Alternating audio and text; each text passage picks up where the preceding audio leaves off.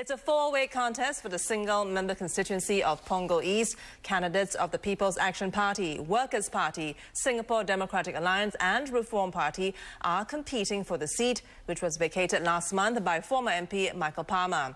This will be Singapore's second by-election since the 2011 general election. Koh Poh Koon of the People's Action Party. Kenneth Andrew Jeyaretnam of the Reform Party.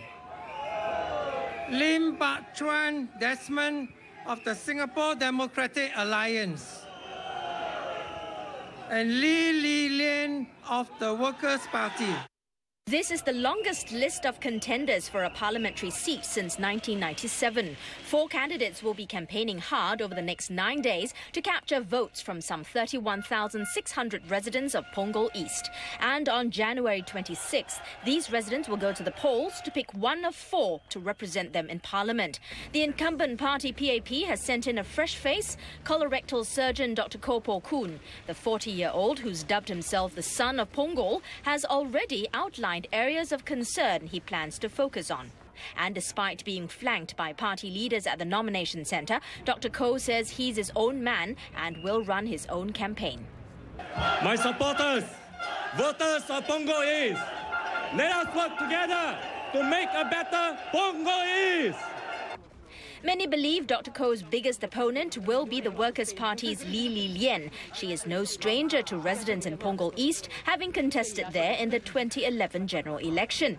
Then she was also former MP Michael Palmer's closest contender and garnered 41% of valid votes.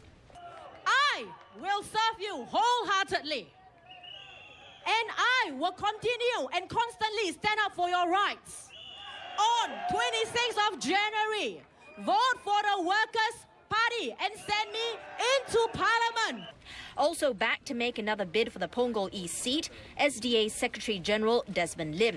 He too contested in this constituency at the 2011 general election, but lost his election deposit when he garnered just 4.5% of valid votes.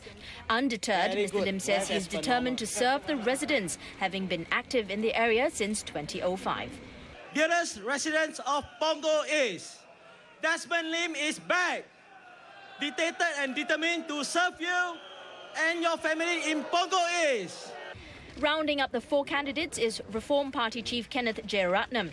This is the second electoral fight for the son of former Workers' Party Chief J.B. Jeyaretnam.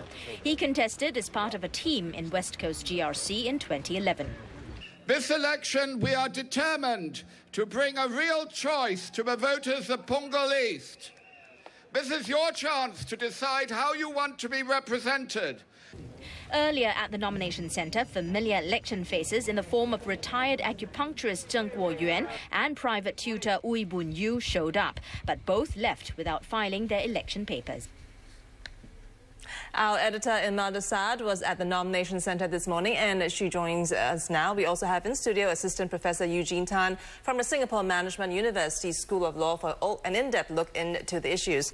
So after days of twists and turns, it's boiled down now to a 4-cornered fight. What did the parties have to say about this? Well, Jen, both the Deputy Prime Minister Teo Chee Hean and PAP candidate Koh Poh Koon, they've both said that it's going to be a tough fight for the People's Action Party. Reform's Party's Kenneth Jeyaretnam said that it's actually a good thing for voters to have more choices. And as for the Workers' Party, they're just saying that they want to just focus on their campaign and they don't want to be sidetracked by whatever the other opposition parties are doing. Now, as for the Singapore Democratic Alliance's Desmond Lim, he's banking on the fact that he's been in the ward since 2005. So he's saying that, look, residents are familiar with me, I'm committed, and that's why they should vote for me. But, you know, Eugene, this is the first 4-way fight since 1997. What does it say about the state of play in terms of politics in Singapore? I think it reflects a growing political consciousness.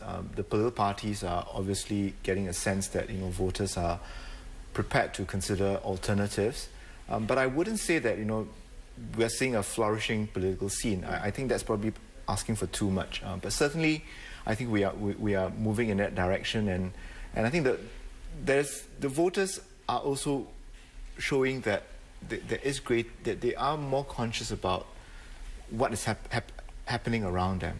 and they want to see what the parties have to offer. So is this a good thing for voters, good bad thing for the political parties as well? Well, I think it's certainly more competition would certainly raise the quality expected of political parties and politicians. But I think at the same time, it also requires the Singaporean electorate to be more politically conscious, to be more politically mature, right? Because I think you need a combination of both, right? You can't have a vibrant scene where the voters are not informed enough or the parties do not meet the expectations of the people. So I think it does augur well for Singaporean politics. Let's talk a bit about the strategy. Now, the Workers' Party has positioned this by-election to be a mini-referendum of the PAP's performance since the last general election. Now, does this put the ruling party on the defensive? Not really, Jen, because, typically the PAP being the ruling party has always been subjected to the consideration that every general election or even by-election, amounts to a sort of referendum on the PAP. But certainly, you can be sure that the opposition parties will want to remind voters, what has been the impact since May 2011, with a heightened opposition presence in Parliament. So that's something that they want to press the voters, with regards to the PAP. But I would say that this is also a referendum for the opposition parties as well. I mean, there are concerns about whether, for example, the Workers' Party has performed to par, since they have the largest opposition presence in Parliament. And of course, the question of whether the Reform Party and the Singapore Democratic Alliance, how viable are they? Are they able, to show that they are relevant in Singapore's So that could work scene out for the other opposition parties then, if you see it that way, that it's also a referendum for how the WP has performed in Parliament. Yes, certainly. I think that there will be the attempt, to say that, do we want more of the same voices, or do we want, other types of alternatives? Other types of voices. Is it a foregone conclusion that a multi-cornered fight is a bad thing? No, not necessarily. I think, first, there's a question of choice, and so parties will really have to differentiate themselves. But I think the Singaporean voter is discerning. I think we will expect, the race to be, if it hasn't already, to be whittled down to a two-horse race, right? Voters, especially those who want to support the opposition, are very clear that they shouldn't split their votes. Okay, we'll take it from here for now. We'll come back after the break.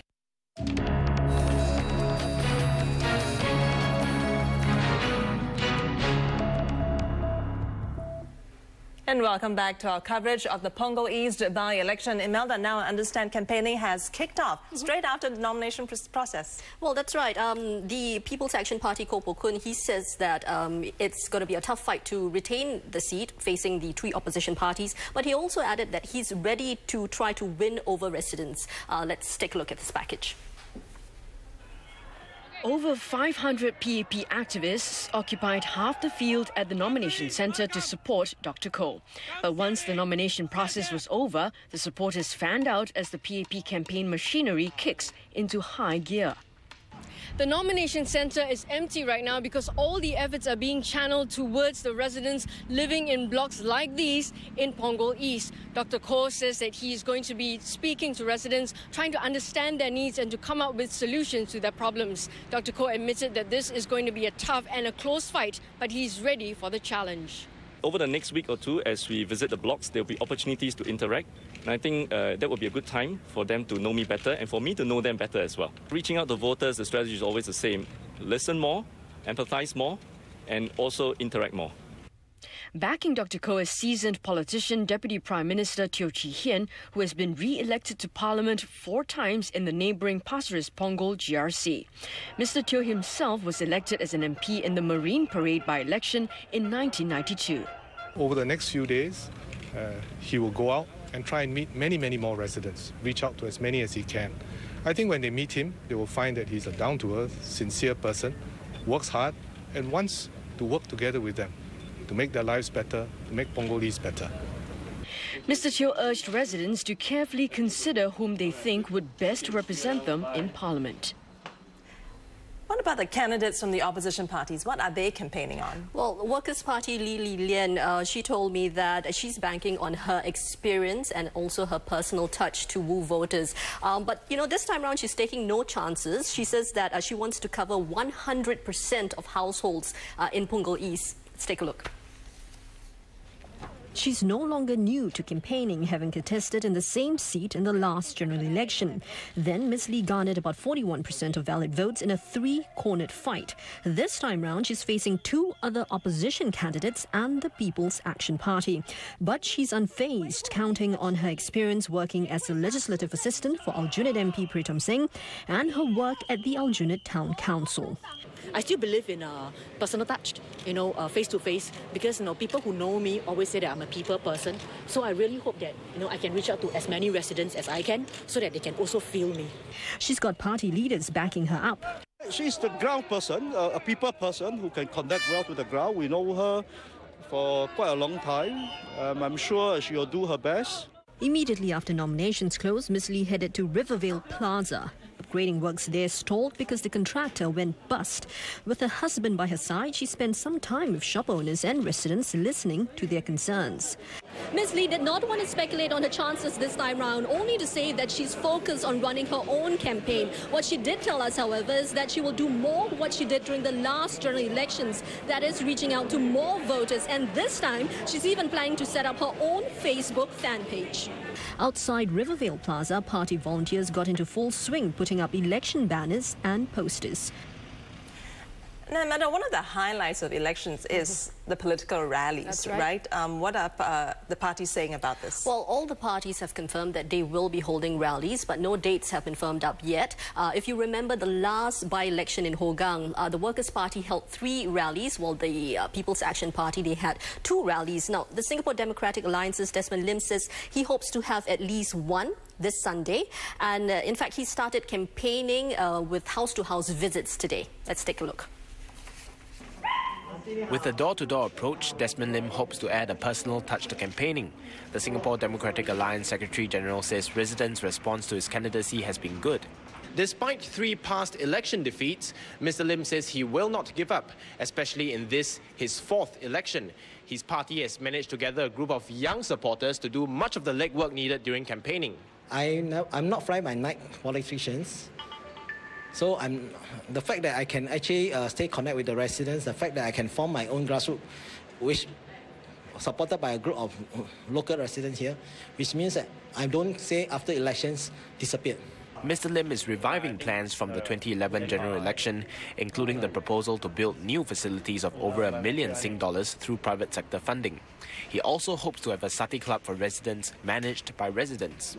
He says he's disappointed the ward was left out in the government's plan to build more hawker centres. Mr. Lim also criticised the ruling party for speeding up infrastructure works in the ward because of the by-election. Now, besides local issues, what other messages do you think the parties will be talking about? Well, the Reform Party's Kenneth Jeyaretnam, he says he wants to give Punggol East residents a better deal from the government. He's also said that his campaign message is no more broken promises. Let's take a look. The Secretary-General of the Reform Party chose to speak to reporters at Rivervale Plaza to highlight the incomplete renovation works there. Facilities, public transport links and estate maintenance are the issues he will be highlighting. He said he has a 5-year plan for Punggol East, which he will announce in the coming week. Not only will we be in touch with local issues through our network, and we will be fearless about bringing them up and working to resolve them, but our stance on national issues is well known. I have worked, done more than the other opposition MPs to highlight the fact that we need accountability over our reserves. At the nomination centre, only a handful of Reform Party supporters were spotted. When asked, Mr Jeyaretnam said they are a new party with limited resources. He's hoping for more supporters at the rallies. On how his decision to contest the by-election has affected opposition unity, Mr Jeyaretnam blamed the Workers' Party for refusing to engage other parties.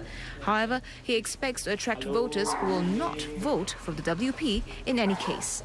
And he's confident of securing enough votes to ensure he gets his election deposit back. Well, Jen, there you have it. The four political parties with their different campaign strategies. So a mix of local and also national issues. Eugene, how do you think campaigning will play out? One is it's going to be a tight race with four parties. And so I think campaigning is going to be intense. Each party will certainly want to stick to what they think is the best approach to take. For the PAP, for example, they have said that this election is really about local issues. The Workers' Party have said that it's going to be a referendum of sorts on the PAP's performance since the May 2011 general elections. So I think we will see the campaigning parties being very determined to stick to their script.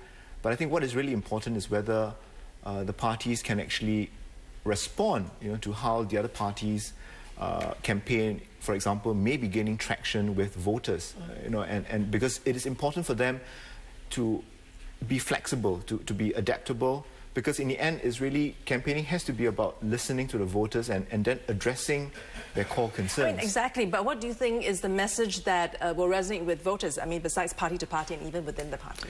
Well, I think one is certainly voters will want to see what the candidate can do if elected, for the local community, right? So if there are long-standing issues, can they really get things going? What are their plans? But I think it is not enough, right? I think to just focus on local issues, voters will certainly expect, their representative in Parliament to be their voice, to talk about national issues that concern them. So the candidate that can actually connect with voters, at these two levels, will perhaps have a message that can resonate with voters. Any controversial issues you think, Eugene, that opposition parties will pounce on? Well, I think one is certainly the whole town council issue, the PAP town council and the software. I think that is certainly one issue. But I think if we go back, for example, to the 2011 general elections, there are still many lingering issues. So concerns with cost of living remains persistent. Immigration is another cause of concern, and housing prices and transport woes. So these are some of the issues that will offer a lot of food for thought, because the parties will have to engage. But I think it's not just enough for them to criticize, but really to see what is it that they can do, to make a difference. All right, Eugene, thanks, and thanks for joining us, Imelda. That was Assistant Professor Eugene Tan from the Singapore Management University. We go now for a break. When we come back.